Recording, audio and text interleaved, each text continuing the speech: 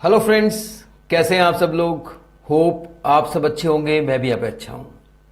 तो आज हमारी सप्लाई चैप्टर की सेकंड क्लास है और क्लास नंबर 1 में हम लोग पढ़ चुके हैं सप्लाई का सेक्शन 7 सबसेक्शन 1 क्लोज ए, जिसमें लिखा था जनरल मीनिंग ऑफ सप्लाई। और उसे पढ़ते वक्त हमने ये देखा कि नॉर्मली एक सप्लाई होने के लिए दो चीजें तो बहुत जरूरी है, एक कंसीडरेशन और एक इन द कोर्स और फर्दरेंस ऑफ बिजनेस। और ये जो इन द कोर्स और फर्दरेंस ऑफ बिजनेस है, इसे हम सप्लायर के एंगल से देखते हैं। यानी कि सप्लायर जो सप्लाई कर रहा है वो उसके इन द कोर्स ऑफ बिजनेस होना चाहिए या because of furtherance of business होना चाहिए। रेसिपिएंट के लिए ये इन द कोर्स और फर्दरेंस ऑफ बिजनेस होना जरूरी नहीं है। आज हम पढ़ेंगे सेक्शन 7 सबसेक्शन 1 क्लोज बी। पहले यहां से शुरू करते हैं। Section 7 subsection 1 clause B. आपको याद होगा मैंने वो जो डायग्राम दिखाई थी उसमें सेक्शन 7 सबसेक्शन 1 क्लोज बी में इंपोर्ट ऑफ सर्विस का एक स्पेसिफिक केस है। मैं आपको वो डायग्राम दोबारा दिखा देता हूं, आपको याद आ जाएगा थोड़ा सा।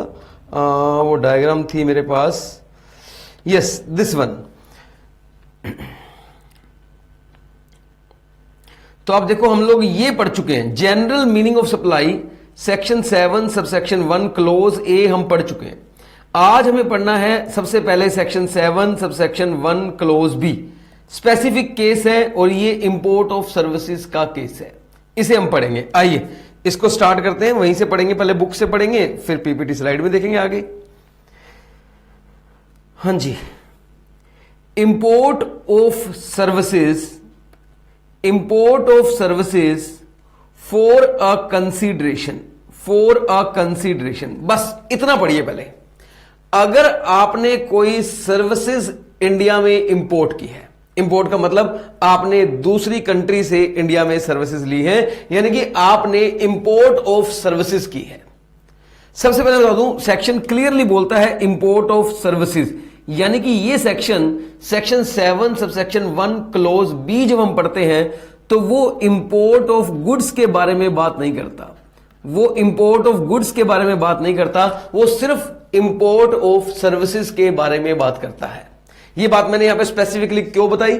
जब हम सेक्शन 7 सबसेक्शन 1 क्लोज ए पढ़ते हैं, जनरल मीनिंग ऑफ सप्लाई पढ़ते हैं, तो वो in respect of goods, services और बोथ सबकी बात करके चलता है। लेकिन जब हम सेक्शन 7 सबसेक्शन 1 क्लोज बी पढ़ते हैं तो वो सिर्फ सर्विसेज की बात करता है, गुड्स की बात नहीं करता। लेकिन एक क्वेश्चन आता है मन में कि सर अब आपने ये बात बता दी तो हमारे दिमाग में क्वेश्चन आ गया, और वो क्वेश्चन ये है कि अगर हमने इंपोर्ट ऑफ गुड्स किया तो उस केस में क्या होगा, वो भी मैं आपको इस पॉइंट के साथ डिस्कस करूंगा। लेकिन जब ये पॉइंट खत्म होगा तब डिस्कस करूंगा। अभी आप समझिए, अगर आपने इंपोर्ट ऑफ सर्विसेज की है एंड फॉर ए कंसीडरेशन की है, यानी कि आपने पैसे देकर सर्विसेज की ली है, कंसीडरेशन देकर सर्विसेज ली है, तो इसे सप्लाई माना जाएगा, इसे सप्लाई माना जाएगा। सुनिए, इन्होंने आगे लिखा है वेदर और नॉट इन द कोर्स और फर्दरेंस ऑफ बिजनेस। मतलब जब आप सर्विसेज को इंपोर्ट करते हो तो वो अपने बिजनेस के लिए इंपोर्ट की या पर्सनल पर्पस के लिए इंपोर्ट की, दैट इज नॉट इंपॉर्टेंट, ये इंपॉर्टेंट नहीं है। लेकिन जब आप सेक्शन 7(1) ए पढ़ते हैं तो वहां पर इन द कोर्स और फर्दरेंस ऑफ बिजनेस का एलिमेंट का होना मस्ट है। लेकिन यहां पर इन द कोर्स और फर्दरेंस ऑफ बिजनेस का होना बिल्कुल भी जरूरी नहीं है। एक तरह से देखा जाए तो यह पॉइंट भी सेक्शन 7 सबसेक्शन 1 क्लोज ए का एक्सेप्शन बन गया, क्योंकि वहां पर कंसीडरेशन भी जरूरी है और फर्दरेंस ऑफ बिजनेस या in the course of business होना जरूरी है। लेकिन यहां पर इन द कोर्स और फर्दरेंस ऑफ बिजनेस का होना बिल्कुल भी जरूरी नहीं है, और इसे सप्लाई माना जाएगा। अगर आपने इंपोर्ट किया है सर्विसेज को विद कंसीडरेशन किया है तो फिर इसे सप्लाई माना जाएगा। आइए पढ़ाता हूं आगे।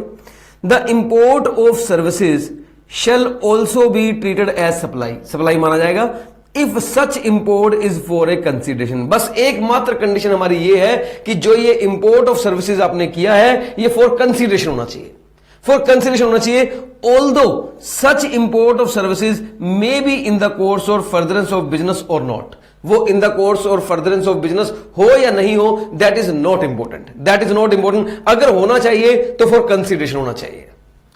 ओके सर, मैं आपको यहां पर एक एग्जांपल दूंगा। पहले मैं आपको एग्जांपल समझाता हूं, फिर धीरे धीरे हम डिस्कशन को बढ़ाते जाएंगे और बहुत सारी बातें डिस्कस करते जाएंगे। सर देखिए, इंपोर्ट ऑफ सर्विस की बात करते हैं। आप समझना सर प्लीज, पहले मेरी बात को आप समझना, आपको पूरा क्लियर हो जाएगा, एकदम से क्लियर हो जाएगा। पहला क्वेश्चन मेरा ये है, सपोज करिए मैं एग्जांपल के तो समझाऊं आपको, एग्जांपल लूं इसके अंदर।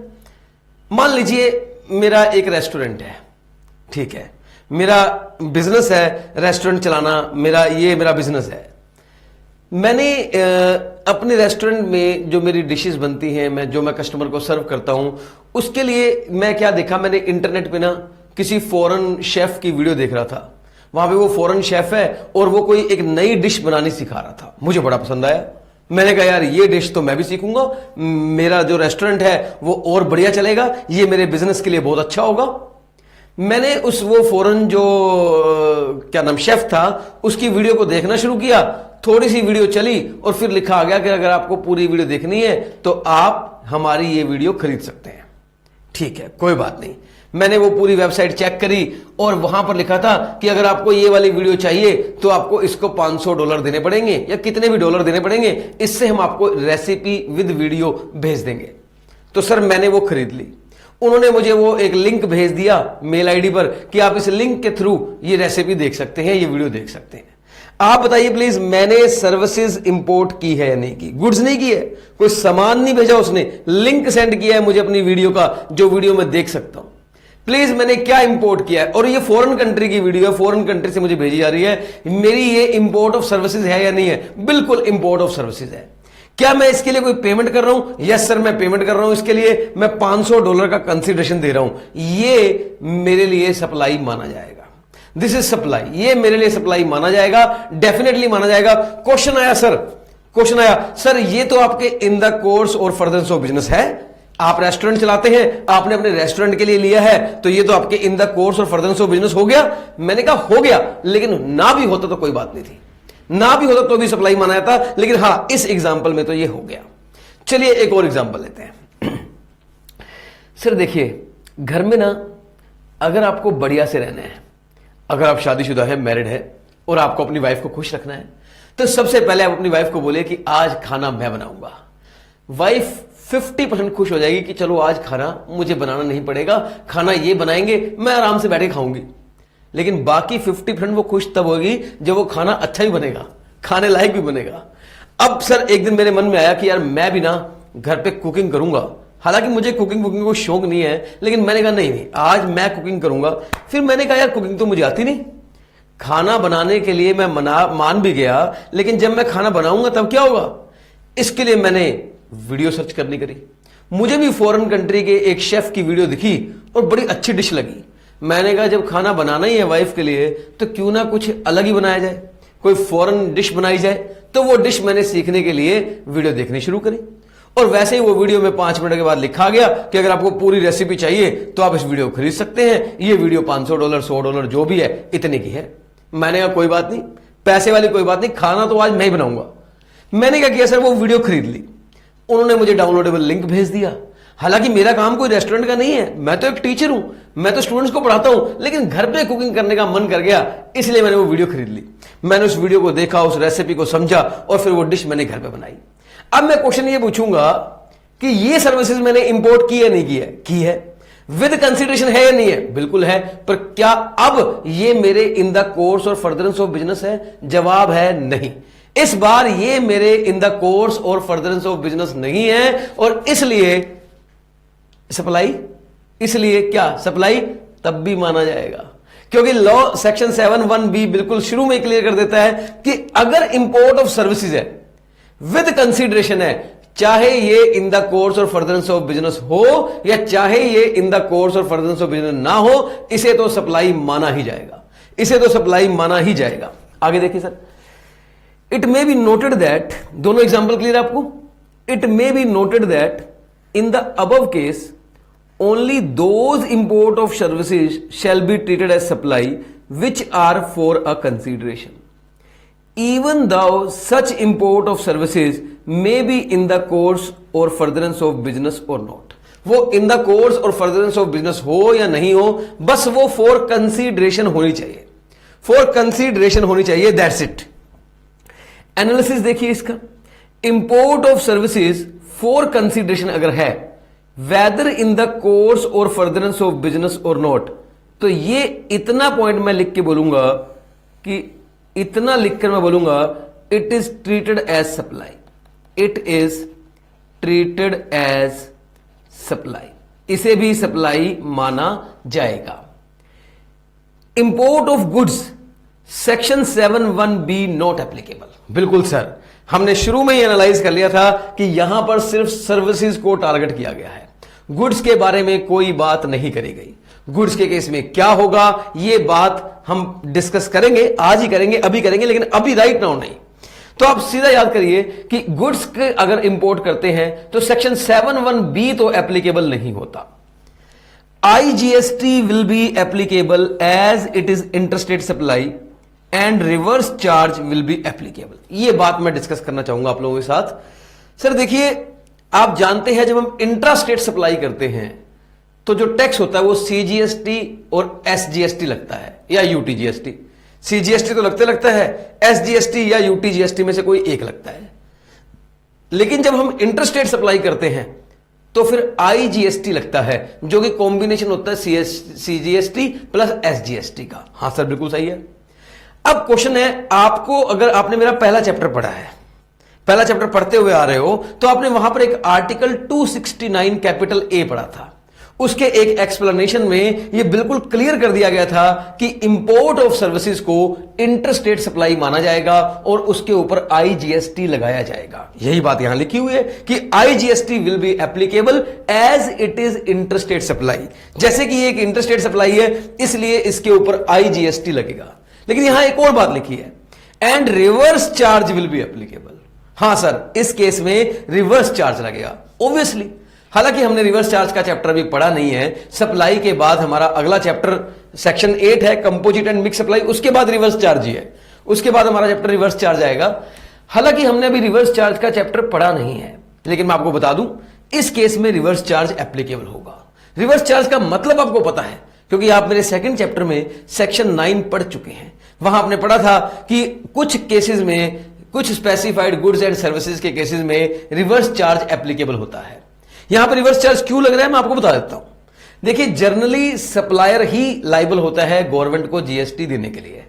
लेकिन सर देखिए, अब इस क्वेश्चन में, इस सिचुएशन में तो सप्लायर फॉरेन कंट्री में है।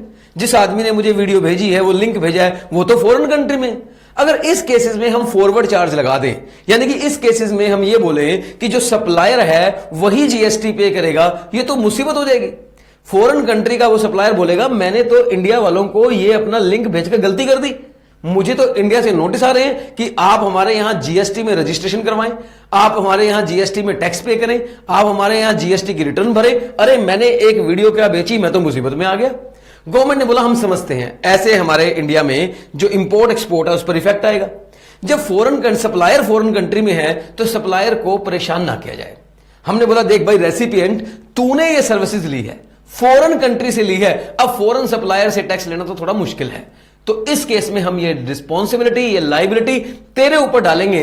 Recipient will be liable to pay the GST। जो GST का पेमेंट है वो हम रेसिपिएंट से लेंगे, और रेसिपिएंट को रजिस्ट्रेशन भी करवानी पड़ेगी, रेसिपिएंट को रिटर्न भी भरनी पड़ेगी, टैक्स भी भरना पड़ेगा, सब कुछ भरना पड़ेगा। मैं बोलूंगा इंपोर्ट ऑफ सर्विसेज के केसेस में रेसिपिएंट के ऊपर लाइबिलिटी आ जाएगी, यानी कि रिवर्स चार्ज एप्लीकेबल हो जाएगा। सर स्टूडेंट कहता जी एक छोटा सा क्वेश्चन मुझे पूछना है। मैंने क्या बोलिए, कह रहे सर आप पर्सनल पर्पज के लिए सर्विस ले रहे हो, फिर भी आप GST दोगे। बिल्कुल सही बात है सर। अब इसमें इन्होंने क्या किया, क्योंकि हमें पता है अगर कोई बंदा पर्सनल पर्पज के लिए सर्विसेज लेगा तो GST अगर उससे लिया जाएगा तो ये थोड़ा मुश्किल हो जाएगा, एडमिनिस्ट्रेशन पॉइंट ऑफ व्यू से मुश्किल हो जाएगा। इसलिए एक चैप्टर है GST के अंदर, आगे आएगा, हम पढ़ेंगे exemption from GST। Exemption from GST के नाम का एक चैप्टर आएगा। उस चैप्टर में क्या लिखा है बताऊं, बहुत सारी सर्विसेज, बहुत सारे गुड्स की सप्लाई है जिन्हें एग्जम्प्ट कर दिया गया है, और वहां पर ये लिखा है अगर आप सर्विसेज को इंपोर्ट करते हैं और वो आप अपने पर्सनल पर्पज के लिए करते हैं तो हम जीएसटी से उसे एग्जेम्प्ट करते हैं। लेकिन इसका मतलब ये नहीं है कि ये सप्लाई नहीं है, सप्लाई तो है। आपने अगर सर्विसेज इंडिया में इंपोर्ट करी है तो चाहे वो आपने पर्सनल पर्पस के लिए की है, चाहे वो इन द कोर्स और फर्दरेंस ऑफ बिजनेस की है, सप्लाई तो माना जाएगा। सेक्शन 7(1)(b कहता है ये सप्लाई तो डेफिनेटली माना जाएगा, लेकिन इस पर जीएसटी नहीं लगाया जाएगा। हम आपसे जीएसटी की कलेक्शन नहीं करेंगे क्योंकि वो उन्होंने एग्जेम्प्ट कर रखी है। ये बात मैंने सिर्फ आपको नॉलेज के लिए बता दी कि क्या आप परेशान ना हो कि एक आदमी पर सर ने कुकिंग के लिए सर्विसेज क्या ले ली, सर तो फंस गए जीएसटी के जाल में, अच्छे खासे आराम से रह रहे थे, अब जीएसटी भरना पड़ जाएगा इनको, तो रजिस्ट्रेशन करवानी पड़ जाएगी। ऐसे तो लोग पर्सनल पर्पस के लिए सर्विसेज लेने से डर जाएंगे। तो मैं आपको बता रहा हूं ऐसा नहीं है, इन्होंने इसे एग्जेम्प्ट कर रखा है। ओके, तो मैंने बोला कि सर्विसेज होनी चाहिए, इंपोर्ट होना चाहिए, फॉर कंसीडरेशन होना चाहिए, हम इसे सप्लाई मान लेंगे। मैंने बोला गुड्स की बात हम नहीं कर रहे हैं, अगर आप गुड्स इंपोर्ट करते हैं तो उसका ट्रीटमेंट बिल्कुल अलग है और वो 7(1)(b) से कवर्ड नहीं है। मैंने बोला कि इसे इंटरस्टेट सप्लाई माना जाएगा और इसके ऊपर आईजीएसटी लगाया जाएगा, आईजीएसटी लगाया जाएगा और मेरी बात सुनिए, रिवर्स चार्ज में कवर किया गया है। चलिए सर, मेरे पास यहां पर 2 एग्जांपल हैं, देखिए 2 एग्जांपल है, दोनों एग्जांपल हम डिस्कस कर लेते हैं। पहले बहुत सिंपल एग्जांपल है, वेरी सिंपल एग्जांपल, दोनों एग्जांपल हम डिस्कस कर लेते हैं। X is a supplier of goods located in Bathinda. Bathinda एक सिटी का नाम है जो कि पंजाब में है। एक्स एक सप्लायर है गुड्स का जो कि बठिंडा में है। अक्टूबर 2018 में he has imported business consultancy service from China. 2018 में इसने चाइना से कंसल्टेंसी सर्विस ली। पता नहीं था 2020 में चाइना कोरोना फैलाएगा वरना नहीं लेते हम इससे, खैर कोई बात नहीं।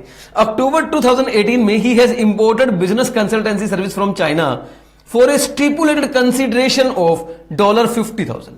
सर देखिए, आप इंपोर्ट कर रहे हैं सर्विसेज, आप डॉलर पे कर रहे हैं, मतलब कंसिडरेशन भी दे रहे हैं, और मजे की बात है इस क्वेश्चन में तो ये आपके फर्दरेंस ऑफ बिजनेस भी है, फर्दरेंस ऑफ या in the course of business भी लग रहा है। लेकिन क्या फर्क पड़ता है, इन द कोर्स और फर्दरेंस ऑफ बिजनेस का तो कोई इंपॉर्टेंट है ही नहीं। The importation of service in the given case shall fall within the ambit of the term supply. लो कहता है इसे सप्लाई की डेफिनेशन में कवर किया जाएगा as it is for consideration, क्योंकि ये consideration and in the course और furtherance of business and shall be liable to IGST. इसके ऊपर आईजीएसटी लगेगा।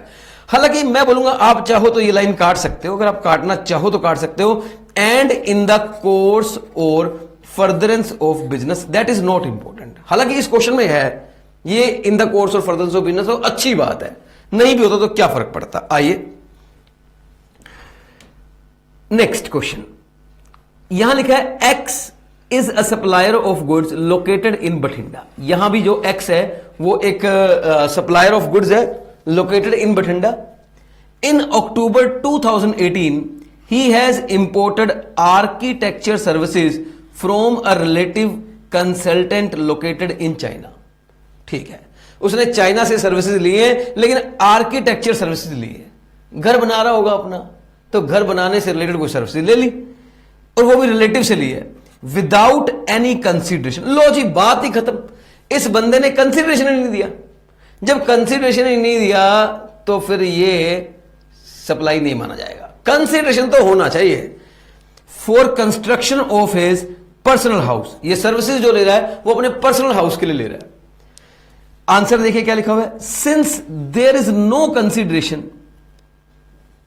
Importation of service in the given case shall not fall within the ambit of the term supply and not liable to IGST. It is not important, मैं लिखूंगा ये वाली line आप काट सकते हो, ये इंपॉर्टेंट नहीं है, and it is for personal use. भाई अगर ये बिजनेस यूज के लिए भी होती तो भी ये सप्लाई नहीं मानी जाती क्योंकि कंसीडरेशन नहीं है। There must be consideration, consideration होना मस्ट है, कंसीडरेशन होना मस्ट है। However, in the above example, if import of architecture service is for a consideration, अगर ये consideration होता, it shall fall within the scope of the term supply, although services have been imported for personal purpose. भले ही services को personal purpose के लिए लिया गया है, लेकिन क्योंकि consideration के साथ लिया गया है, तो ये supply की definition में cover हो जाती। ये सप्लाई की डेफिनेशन में कवर हो जाती। प्लीज टेल मी आपको section 7 subsection 1 clause B clear हुआ या नहीं हुआ? आई होप क्लियर हो गया होगा, लेकिन मैं आपको इसे एक बार स्लाइड से भी दिखाना चाहूंगा। अब आपने पढ़ लिया, आपको समझ में भी आ गया, लेकिन स्लाइड्स जो पीपीटी मैंने बनाई है अगर आप वहां से देखेंगे ना तो आपकी क्लैरिटी का लेवल और बढ़ जाएगा। यही समझ लो कि एक बार रिवाइज ही हो जाएगा। आइए डिस्कस करते हैं, और ये मेरे पास रहेगा यहां पे। Yes, section 7 subsection 1 clause B, import of services plus, plus का मतलब एंड, फॉर ए कंसिडरेशन। अगर ये दो कंडीशन पूरी हो जाए, अगर ये दो कंडीशन पूरी हो जाए, एक तो आपने सर्विसेज को इंपोर्ट किया, दूसरा आपने कंसीडरेशन के साथ इंपोर्ट किया, तो डीम्ड टू बी सप्लाई माना जाएगा as per section 7 subsection 1 clause B. Section 7 subsection 1 clause B के अकॉर्डिंग इसे डीम्ड टू बी सप्लाई मान लिया जाएगा। कंडीशन ये है कि जो कंडीशन ऑफ, एक कंडीशन थी हमारी इन द कोर्स और फर्दरेंस ऑफ बिजनेस, ये रेलेवेंट नहीं है। इस वाले पॉइंट में ये रेलेवेंट नहीं है कि ये आपके बिजनेस से रिलेटेड है या नहीं है। Import of goods is not covered under this point. बिल्कुल सही है sir. IGST will be applicable and reverse charge will be applicable. सही है सर। देखिए मैंने दोनों पॉइंट दिखाता हूं। अगर आप इंपोर्ट ऑफ गुड्स करते हैं तो क्या होगा, इंपोर्ट ऑफ सर्विसेज करते हैं तो क्या होगा। चलिए सर, अब समय आ गया है कि हम ये सीखें कि अगर हम गुड्स इंपोर्ट करते तो फिर क्या होता। सर्विसेज इंपोर्ट करने पर तो पता लग गया कि अगर वो कंसीडरेशन के साथ है तो 7(1)(b लगेगा, और वो कंसीडरेशन के बगैर है तो 7(1)(b नहीं लगेगा। Import of goods, import of services. पहली बात सुनिए, जब हम फॉरेन कंट्री से गुड्स इंपोर्ट करते हैं तो कस्टम ड्यूटी लगती है, और वो जो कस्टम ड्यूटी है वो कस्टम एक्ट के अकॉर्डिंग लगती है, जीएसटी एक्ट के अकॉर्डिंग नहीं लगती। पहले आप समझ जाओ, पहले मेरी बात सुनो। अगर आप फॉरेन कंट्री से गुड्स इंपोर्ट कर रहे हो तो कस्टम ड्यूटी लगेगी, जीएसटी उसके ऊपर लगेगा नहीं लगेगा बात की बात है, लेकिन कस्टम ड्यूटी लगेगी, ये समझ लो आप। स्टूडेंट कहता है अगर मैं सर्विसेज को इंपोर्ट करूं तो क्या कस्टम ड्यूटी नहीं लगती? नहीं लगती। फॉरेन कंट्री से अगर हम सर्विसेज इंपोर्ट करते हैं तो कस्टम ड्यूटी की कोई लाइबिलिटी नहीं आती, आपको सिर्फ और सिर्फ आईजीएसटी देना होता है, वो भी सेक्शन 7 सबसेक्शन 1 क्लोज बी में आ जाता है। लेकिन अगर आप फॉरेन कंट्री से गुड्स इंपोर्ट करते हैं तो कस्टम ड्यूटी की लाइबिलिटी आती है, तो फिर उस केस में हमारी कस्टम ड्यूटी की लाइबिलिटी आती है। देखिए पहले मैं सर्विसेज बताता हूं, ये तो आपको पता है सर्विसेज की कंसीडरेशन है वेदर इन द कोर्स और फर्दरेंस ऑफ बिजनेस और नॉट। गुड्स सुनिए, first liable for custom duty levied under the custom act. Custom duty लगेगी। कस्टम ड्यूटी कितनी लगेगी? मान लीजिए आपने इंपोर्ट की गुड्स और उसकी वैल्यू है 1 लाख रुपए, ठीक है सर। मान लीजिए जो कस्टम ड्यूटी लगेगी वो पहली कस्टम ड्यूटी लगती है, उसका नाम है BCD, basic custom duty. BCD का मतलब है बेसिक कस्टम ड्यूटी। जनरली ये 10% के रेट पे लगती है। हालांकि ये सब कुछ आप कस्टम में पढ़ेंगे, कस्टम में पढ़ेंगे, वहीं भी आपको सब कुछ सीखने को मिलेगा, लेकिन मैं थोड़ा सा बताना चाहूंगा आपको। अगर आप इंपोर्ट ऑफ गुड्स करते हैं जिसकी वैल्यू 1 लाख रुपए है तो आपको बेसिक कस्टम ड्यूटी देनी पड़ेगी एट द रेट ऑफ 10%। मान लीजिए 10% 10,000 हो गया। एक और टैक्स होता है कस्टम ड्यूटी के अंदर, SWS, सोशल वेलफेयर सरचार्ज, ये भी आपको देना पड़ेगा, ये भी कस्टम ड्यूटी के अंदर लगता है। इसका रेट भी 10% है, लेकिन मजे की बात है ये जो 10% है ना, ये बेसिक कस्टम ड्यूटी का है, ये वैल्यू पे नहीं लगता, ये वैल्यू अलग है, वैल्यू पर नहीं लगता, ये सिर्फ इसका लगता है 10%। हाँ, बेसिक कस्टम ड्यूटी जो है ये वैल्यू की लगती है। अच्छा सर, SWS अगर 10% है, ये 10,000 का है तो ये 1,000 बनेगा। हाँ, टोटल वैल्यू आ गई आपकी, कस्टम टोटल वैल्यू आ गई 1,11,000, ड्यूटी के नाम का आ गया 11,000। 11,000 रुपए जो है ये आपका आ गया BCD प्लस SWS, और ये आपकी आ गई value including BCD plus SWS। अब लोग कहता है इसे इंडिया में इंपोर्ट किया है, इंपोर्ट पर जीएसटी लगता है, अब इसके ऊपर आईजीएसटी लगाया जाएगा।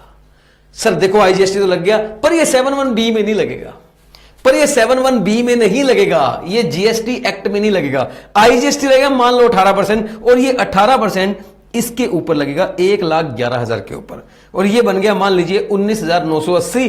टोटल वैल्यू बन गई 1,30,980। ये होगी वैल्यू, ये होगी value including all kind of duties.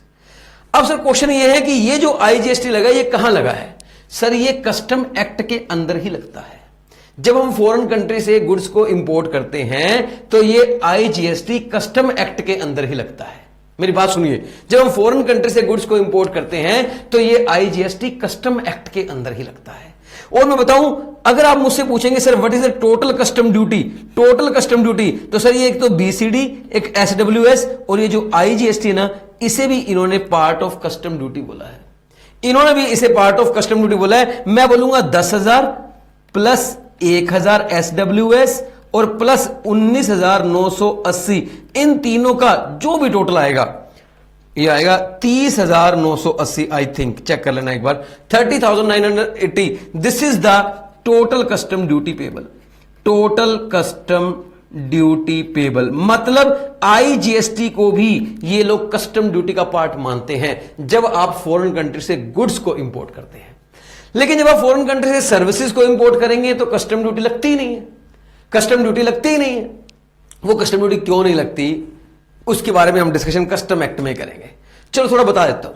देखिए सर, कस्टम ड्यूटी कैसे लगती है? जब आप फॉरेन कंट्री से सामान मंगाते हैं, शिप से सामान आता है या किसी भी मोड से आपका सामान आता है, तो पहले उसे पोर्ट पर रखा जाता है। जब आप वो सामान छुड़वाते हैं तो कस्टम ड्यूटी देते हैं और फिर वो आपको सामान मिलता है। तो कस्टम वालों का एक तरीके से ड्यूटी लेने का तरीका क्या है? जो सामान आपने फॉरेन कंट्री से मंगाया वो लोग वो समुद्र में जो किनारे पर वो पोर्ट बना है वहां रख लेते हैं, बोलते हैं ड्यूटी दे जाओ, सामान ले जाओ। इसमें क्या बड़ी बात है? लेकिन जब आप सर्विसेज इंपोर्ट करेंगे तो पोर्ट वाले तो देखते ही रह जाएंगे, सर्विसेज तो ऊपर की ऊपर निकल जाएगी। भाई सर्विसेज तो इंटेंजिबल है, ये तो है नहीं कि वो पोर्ट पर लगा लेंगे और रख लेंगे उसको कि पैसे दे जाओ और सर्विसेज ले जाओ, ये तो पॉसिबल नहीं है। इसलिए कस्टम एक्ट में क्लियर लिख दिया कि जो कस्टम ड्यूटी है वो सिर्फ इंपोर्ट ऑफ गुड्स पे लगेगी, इंपोर्ट ऑफ सर्विसेज पे लगेगी ही नहीं। प्लीज टेल मी, आपको इंपोर्ट ऑफ गुड्स और इंपोर्ट ऑफ सर्विसेज का ये कंपैरिजन क्लियर हुआ या नहीं हुआ? Please tell me this comparison is clear to you all or not? I hope it is clear. Yes sir, we have done section 7 subsection 1 clause B. हाँ जी, हमने 7(1)(b complete कर लिया है। I hope आप लोगों को क्लियर हो गया है। हाँ जी, सेक्शन 7 सबसेक्शन 1 क्लोज C, मैं आपको याद दिलवा दूं, जो हमारा सेक्शन 7 है उसके सबसेक्शन 1 जो है उसकी 3 क्लोज है, clause A, clause B, clause C। Clause A हम कर चुके हैं general meaning of supply, clause B हम कर चुके हैं import of services for consideration, ये भी हम कर चुके हैं। अब हमें पढ़ना है सेक्शन 7 सबसेक्शन 1 क्लोज सी। ये क्या है सर? एक्टिविटीज, वो एक्टिविटीज जिन्हें सप्लाई माना जाएगा even if there is no consideration. हालांकि सेक्शन 7 सबसेक्शन 1 क्लोज ए जो जनरल मीनिंग ऑफ सप्लाई है वो क्लियर कहता है कि किसी भी आम तौर पे सप्लाई के अंदर कंसीडरेशन का एलिमेंट होना मस्ट है। इवन 7(1)(b तक कहता है कि कंसीडरेशन तो जरूरी है ही। लेकिन 7(1)(c) इकलौता ऐसा सेक्शन है जो ये कहता है कि ठीक है, अगर कंसीडरेशन ना भी हुआ तो 4 ऐसे केसेस हैं जहां पर हम सप्लाई मान लेंगे। अब मैं बताऊं, पूरे जीएसटी में 4 ही ऐसे केसेस हैं, 4 ही ऐसी सिचुएशन है जहां कंसीडरेशन ना होने पर भी सप्लाई माना ही जाएगा, जहां कंसीडरेशन नहीं होने पर भी सप्लाई को मान लिया जाएगा। ठीक है सर, एग्रीड, सप्लाई मान लिया जाएगा। वो 4 केसेस कौन कौन से हैं ये जानना बड़ा जरूरी है, क्योंकि देखिए सर, आपको अपने एक माइंड प्रिपेयर करना है कि 4 केसेस याद करने हैं जहां कंसीडरेशन ना होने पर हम सप्लाई मानेंगे, बाकी फिर हम फ्री हो जाएंगे। अगर हमें कोई भी एक्टिविटी मिल जाएगी, अगर उसमें कंसीडरेशन नहीं है तो हम बोल दिया करेंगे सर ये सप्लाई नहीं है, क्योंकि कंसीडरेशन नहीं है। तो सर मैंने आपको बताया था सीजीएसटी एक्ट में 3 स्केड्यूल है, schedule 1, schedule 2, schedule 3। Section 7 subsection 1 clause C में स्केड्यूल 1 को कवर किया गया है और स्केड्यूल 1 में लिखा गया है ऐसे 4 केसेस। तो 7(1)(c) में मैं बोलूंगा यहां पे स्केड्यूल 1 लिख लो आप, स्केड्यूल 1, जिसमें 4 केसेस है। केस नंबर 1, परमानेंट ट्रांसफर और disposal of business asset plus ITC has been claimed. ये मैंने बनाया है ऐसे, एग्जैक्टली लॉ की लैंग्वेज की है वो आपको दिखा दूंगा थोड़ी देर में। अगर कोई आप एसेट का, बिजनेस एसेट का परमानेंट ट्रांसफर या डिस्पोजल कर देते हो, अगर आप अपनी किसी बिजनेस एसेट का परमानेंट ट्रांसफर या डिस्पोजल कर देते हो और उस एसेट पर आपने ऑलरेडी आईटीसी क्लेम किया हुआ है तो इसे सप्लाई माना जाएगा। डिस्पोजल का मतलब आपने किसी को फ्री में दे दिया, दान दे दिया, डोनेशन दे दी, तो भी सप्लाई माना जाएगा। सेकंड लिखा हुआ है सप्लाई ऑफ गुड्स और सर्विसेज बिटवीन रिलेटेड पर्सन और distinct person and it is in the course और furtherance of business. Supply of goods by principal to agent या by agent to principal. And last है import of services by a person from related और from his establishment outside India and it is in the course और furtherance of business. बड़ी सारी बातें लिखी हैं। अब ये सारी बातें आप एकदम से तो याद नहीं करेंगे, इसको वन बाय वन सीखेंगे। आइए सबसे पहले हम यही लेंगे परमानेंट ट्रांसफर और डिस्पोजल, लेकिन इसको पहले मैं आपको बुक से दिखाऊंगा आपको। आइए आगे चलते हैं, सेक्शन 7 सबसेक्शन 1 क्लोज सी में चलते हैं। स्केड्यूल 1 लिखा हुआ है यहां पे, activities to be treated as supply even if made without consideration. पहला पॉइंट पढ़ने जा रहे हैं सर, परमानेंट ट्रांसफर और disposal of business asset where input tax credit has been availed on such assets. तो लोग कहते हैं देखिए अगर आपने अपनी बिजनेस एसेट को परमानेंट ट्रांसफर कर दिया है, हमेशा के लिए ट्रांसफर कर दिया है, तो हम इसे भी सप्लाई मानेंगे अगर आप ऑलरेडी आईटीसी क्लेम कर चुके हो तो। अगर आप इनके ऊपर ऑलरेडी आईटीसी क्लेम कर चुके हो तो। आइए सर मैं आपको थोड़ा सा यहां पे लॉजिक बताऊंगा आपको। लॉजिक क्या है, लॉजिक अगर आपको क्लियर हो जाएगा ना तो आपको ज्यादा क्लैरिटी आएगी। ओके पहले आप लॉजिक समझिए। सर मान लीजिए एक मिस्टर एक्स है, इसने एक ये मान लीजिए डील्स इन इलेक्ट्रॉनिक्स, ये इलेक्ट्रॉनिक आइटम में डील्स करता है, ये इलेक्ट्रॉनिक आइटम में डील करता है, ठीक है। इसने एक एसी खरीदा, एयर कंडीशनर खरीदा, परचेज किया।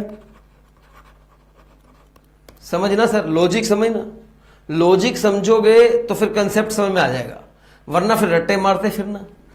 एसी खरीदा मान लीजिए फॉर रुपीज 1 लाख रुपीज का। इसके ऊपर जाहिर सी बात है इसने जीएसटी भी दिया होगा। जब हमने सप्लायर से खरीदा होगा, इसने किसी से खरीदा होगा तो जीएसटी दिया होगा। जीएसटी एक बार के लिए मान लेते हैं 18%, 18,000 रुपए। तो इसकी टोटल कॉस्ट आई होगी 1,18,000, ठीक है। अब सर आप जानते हैं, आपने पहला चैप्टर पढ़ा हुआ है, आपको पता है ये जो जो जीएसटी इसने पे किया है मिस्टर एक्स, इसका ले लेगा ITC, input tax credit claim कर लेगा। ही कैन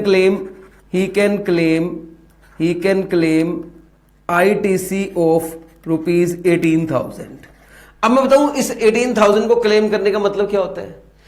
हो सकता है एक्स अपनी कोई और इलेक्ट्रॉनिक आइटम मार्केट में बेच रहा होगा। हाँ, ये तो इलेक्ट्रॉनिक में डील करता है, तो एसी क्या और बड़े सारे इसके पास आइटम्स होंगी, वो ये बेच रहा होगा। उनसे ये कस्टमर से जीएसटी ले रहा होगा, वो जीएसटी इसने गवर्नमेंट को देना होता है, लेकिन ये वहां से अपना ये 18,000 माइनस कर लेगा। देखिए आईटीसी क्लेम करने के लिए जरूरी नहीं है कि जिस प्रोडक्ट पे आपने जीएसटी पे किया है उसी के प्रोडक्ट को सेल करके जब कस्टमर से कुछ आएगा तो ही आईटीसी लेते हैं। आईटीसी हम किसी दूसरे प्रोडक्ट से भी ले सकते हैं। आप एसी में डील करते हो, आप कंप्यूटर में डील करते हो, आपने एसी खरीदा 18,000 रुपए का पेमेंट कर दिया, कल को आप कोई कंप्यूटर बेच रहे हो, वहां से आपको कोई जीएसटी कस्टमर से आया, वहां से आप माइनस कर लो। तो इसने अपना 18,000 क्लेम कर लिया। अब 18,000 क्लेम कर लिया। अब ये फ्यूचर में क्या करता है, सुनना प्लीज, लॉजिक समझा रहा हूं। फ्यूचर में क्या करता है, इस एसी को सेल कर देता है।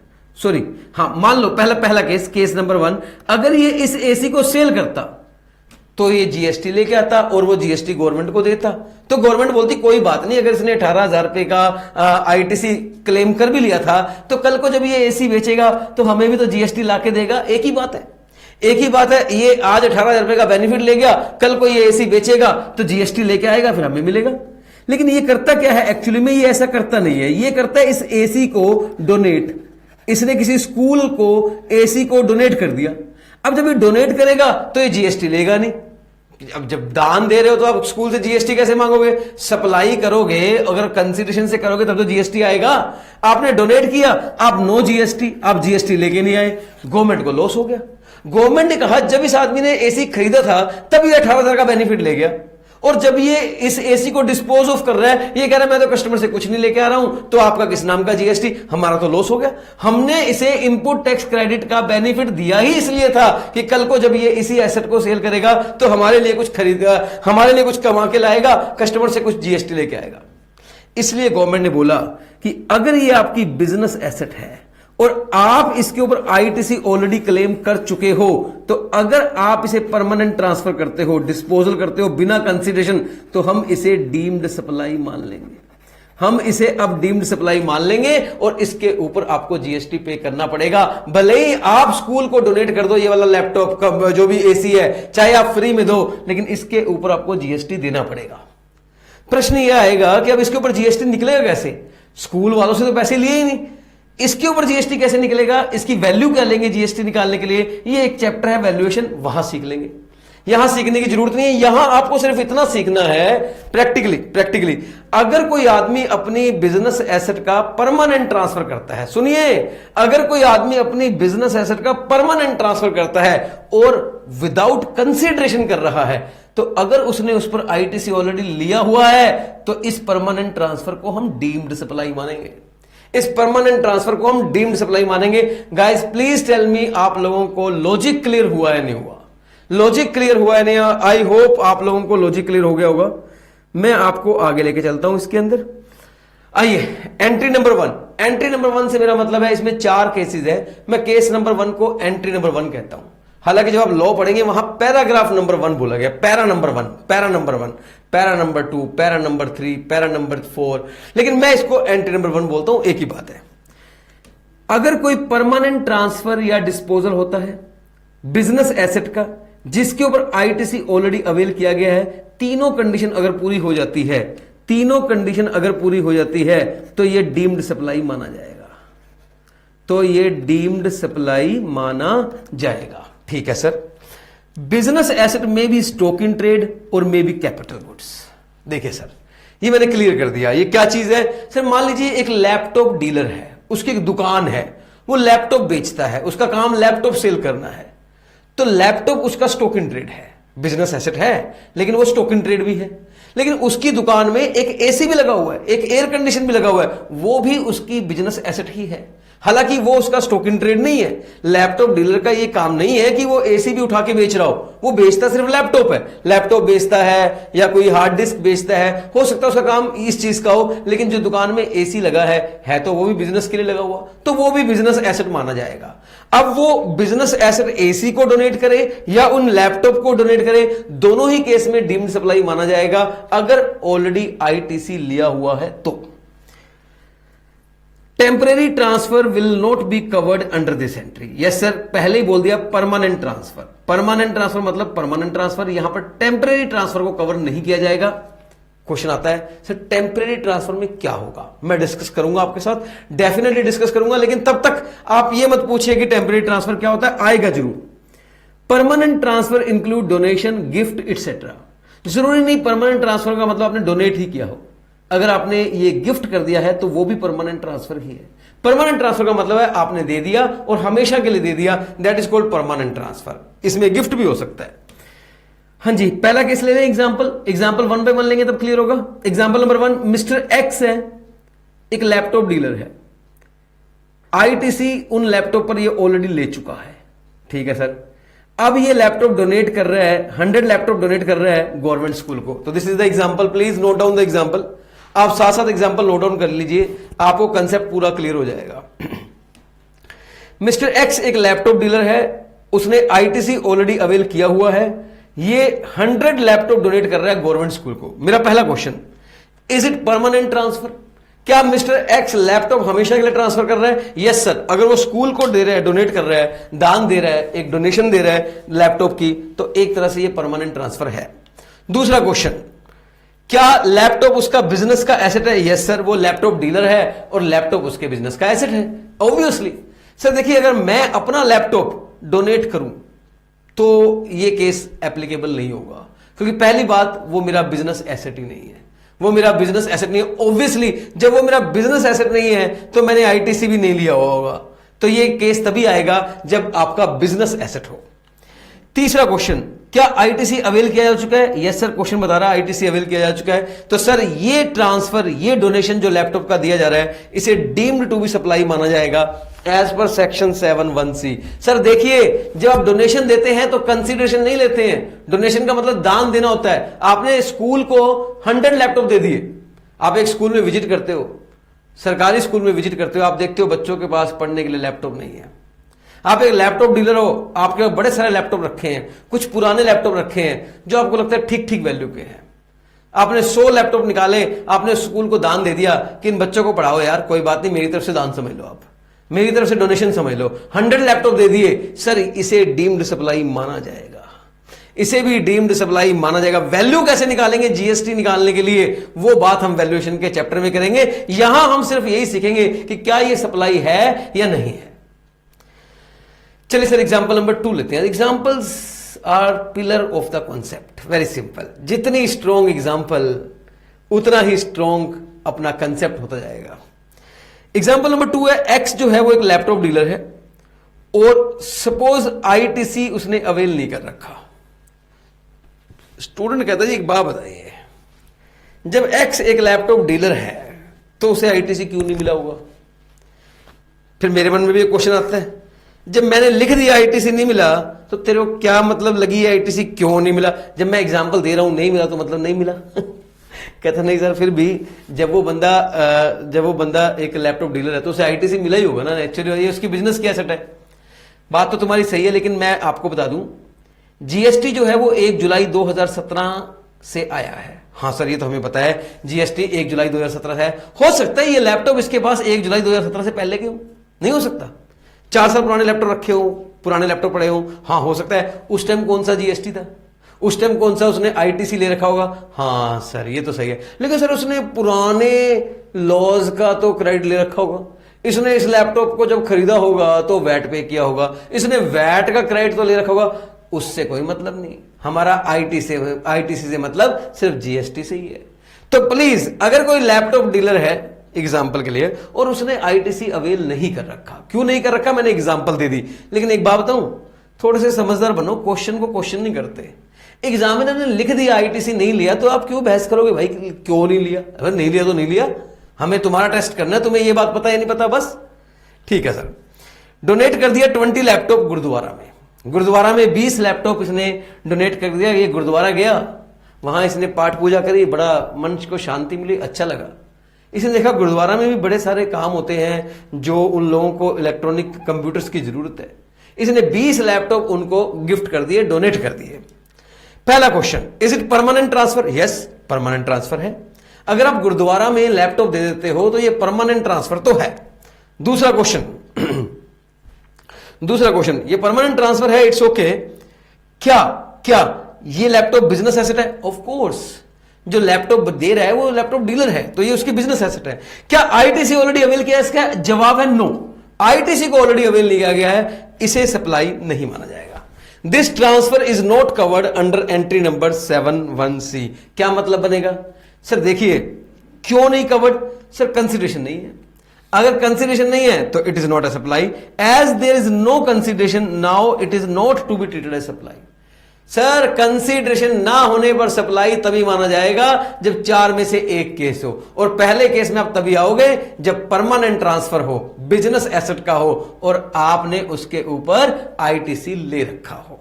अब अगर उनमें से कोई कंडीशन टूट गई, आईटीसी नहीं ले रखा, तो आप एंट्री नंबर 1 में नहीं आए, और अगर आप एंट्री नंबर 1 में नहीं आते तो फिर कंसीडरेशन होगा तो सप्लाई होगी, कंसीडरेशन नहीं होगा तो सप्लाई नहीं होगी, सीधी सी बात है। Example number 3, mister x goods send करता है जॉब वर्कर को। सर समझिए जॉब वर्कर क्या होता है? जॉब वर्कर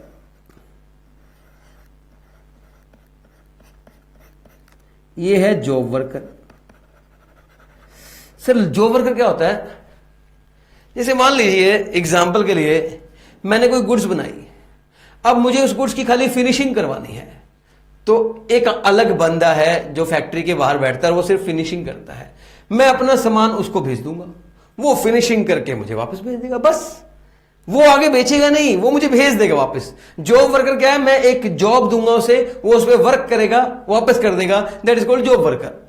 पर मेरा क्वेश्चन है, मैंने जो गुड्स जॉब वर्कर को सेंड करी है, क्या ये परमानेंट ट्रांसफर है? नो सर, ये तो टेम्परेरी ट्रांसफर है। Question number 1, is it permanent transfer? No, no. अगर ये परमानेंट ट्रांसफर नहीं है तो it is not covered under entry number 1 of section 7(1)(c). सीधी सी बात है, अगर आपको एंट्री नंबर 1 में कवर्ड होना है तो परमानेंट ट्रांसफर होनी जरूरी है। बिजनेस एसेट की, और जिस पर आपने आईटीसी लिया, आपने परमानेंट ट्रांसफर ही नहीं की, आप इस एंट्री से बाहर हो गए। अब क्या होगा बताइए? अब ये जो गुड सेंड की है, ये सप्लाई है या नहीं है? अब सर ये डिपेंड करेगा कि आपने कंसीडरेशन लिया है या नहीं। अगर आपने कंसीडरेशन लिया होगा तो ये सप्लाई है, क्योंकि देखिए सर, सेक्शन 7(1)(a) लग जाएगा। अगर आप टेम्परेरी ट्रांसफर करते हो और कंसीडरेशन लेते हो तो ये सेक्शन 7(1)(a) लग जाएगा। 7(1)(a) मतलब जनरल मीनिंग ऑफ सप्लाई, और वहां नहीं लिखा परमानेंट ट्रांसफर होना चाहिए, वहां सेल भी लिखा है, वहां ट्रांसफर भी लिखा है, वहां लाइसेंस भी लिखा है, वहां रेंटल भी लिखा है, वहां बड़े सारे वर्ड लिखे हैं। तो यहां लिखा है कि ये सप्लाई बन जाएगा अगर एज पर सेक्शन 7(1)(a), अगर if it is for consideration. और मान लो इस जॉब वर्कर ने बिना कंसीडरेशन ये काम किया है तो ये सप्लाई नहीं बनेगा।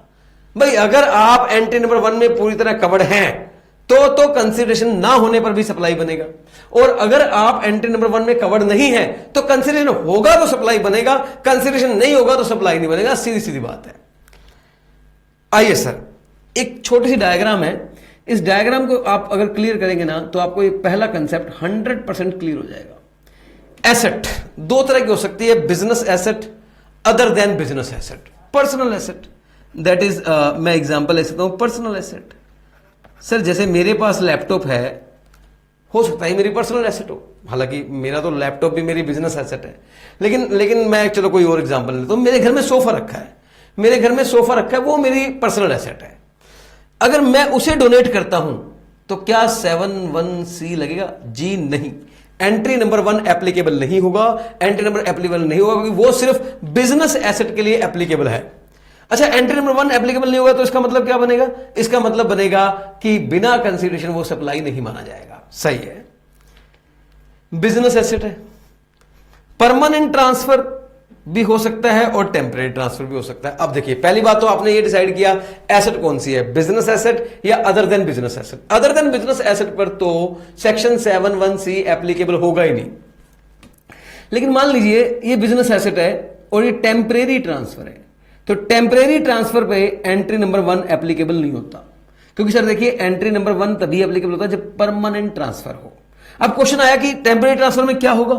सर टेम्परेरी ट्रांसफर में एंट्री नंबर 1 एप्लीकेबल नहीं होगा, सेक्शन 7(1)(a) एप्लीकेबल हो जाएगा। सेक्शन 7(1)(a) एप्लीकेबल हो जाएगा। इसका मतलब अगर कंसीडरेशन है और ड्यू टू बिजनेस है तो इन द कोर्स और फर्दरेंस ऑफ बिजनेस है तो इसे सप्लाई मान लेंगे, और अगर ये इन द कोर्स और फर्दरेंस ऑफ बिजनेस सप्लाई नहीं है या कंसीडरेशन नहीं है तो सप्लाई नहीं मानेंगे। बस एंट्री नंबर 1 नहीं लगा, इसका मतलब नॉर्मल सेक्शन एप्लीकेबल हो गया, नॉर्मल आप 7(1)(a) में आ गए, जनरल मीनिंग ऑफ सप्लाई में आ गए। पर मान लीजिए परमानेंट ट्रांसफर है, अरे वाह, देखो बिजनेस एसेट है और बिजनेस एसेट का परमानेंट ट्रांसफर है, तो अगला क्वेश्चन आएगा विद कंसीडरेशन है या विदाउट कंसीडरेशन है? सर देखिए, अगर विद कंसीडरेशन है तो आपको एंट्री नंबर 1 एप्लीकेबल होगा ही नहीं, क्योंकि अगर आप किसी एसेट का परमानेंट ट्रांसफर करते हो विद कंसीडरेशन तो सर ये तो 7(1)(a) ही लग गया, ये तो 7(1)(a) लग गया, entry 1 not applicable. Entry number 1 तभी एप्लीकेबल होता है जब कंसीडरेशन ना हो, कंसीडरेशन ना हो। अगर कंसीडरेशन है तो सर सेक्शन 7(1)(a) लग जाएगा, जर्नल सेल होगा ना। फिर तो आपने अपना लैपटॉप सेल किया, वो तो हम पढ़ चुके हैं, लैपटॉप सेल करने पे जीएसटी लगता है, वो इन the course of furtherance of business भी है, और कंसीडरेशन तो आपने लिख ही दिया।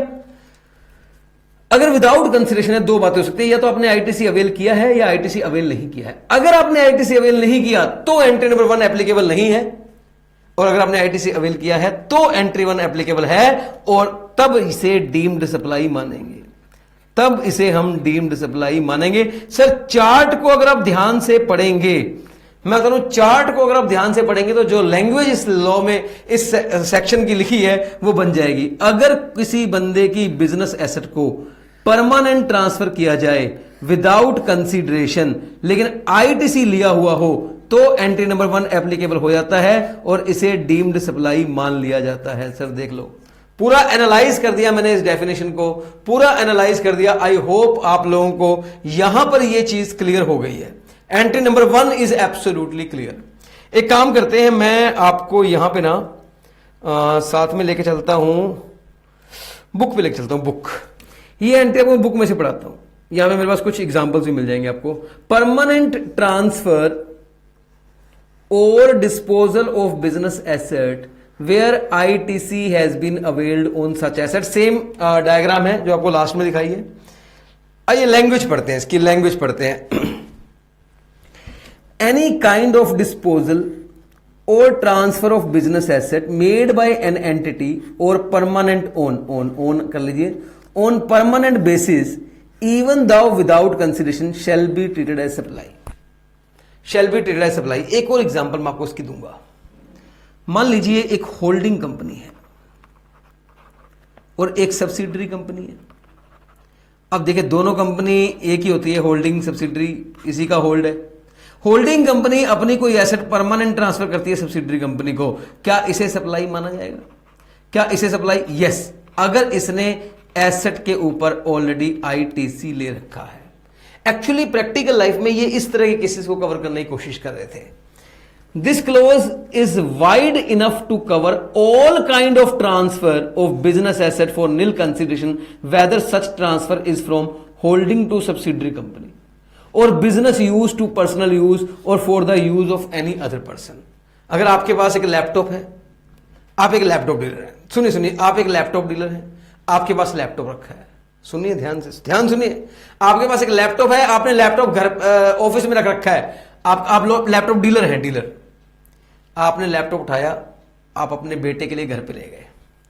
आपने लैपटॉप उठाया, आप अपने बेटे के लिए घर पे ले गए, आपने बेटे को बोला तेरे एग्जाम आ रहे हैं, तू यूज कर ले, तू यूज कर ले। बताइए सप्लाई है या नहीं है? बताइए प्लीज। अगर एक लैपटॉप उठाया आपने बेचा नहीं है, आपने बेचा नहीं है, किसी को किराए पे नहीं दिया, रेंट पे नहीं दिया, आपने उसे बिजनेस यूज से पर्सनल यूज में कन्वर्ट कर लिया।